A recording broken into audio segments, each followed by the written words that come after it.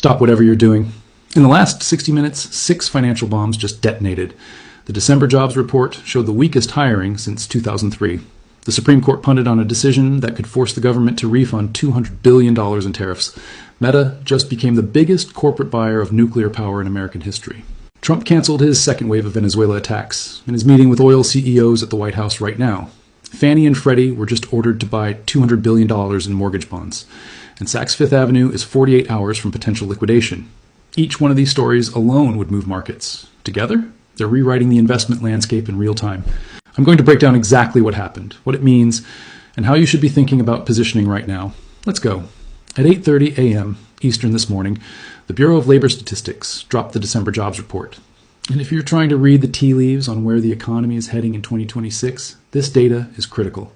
The headline number, 50,000 jobs added in December. Economists expected 73,000. We got 50,000. That's a miss of over 30%. But here's where it gets interesting. The unemployment rate actually dropped to 4.4% from 4.5%. That was better than expected. So we have weak hiring, but falling unemployment. How does that happen? 2 words, labor supply.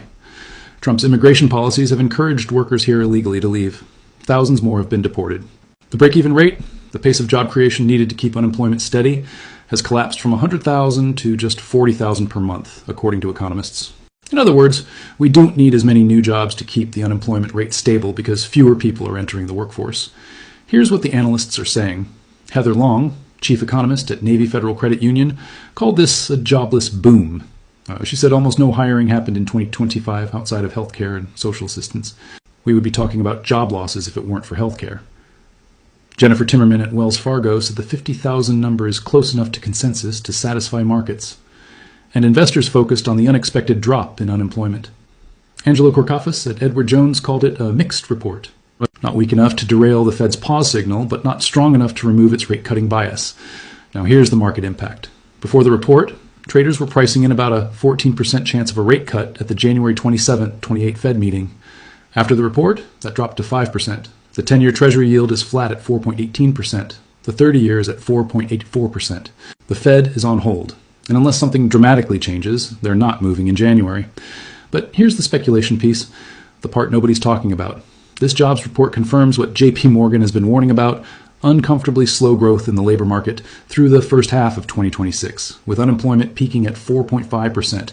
If the labor market keeps cooling like this, the Fed will be forced to cut eventually. Not in January, probably not in March. But April is on the table. Fed Governor Stephen Moran, Trump's appointee, said just this week that well over 100 basis points of cuts are going to be justified.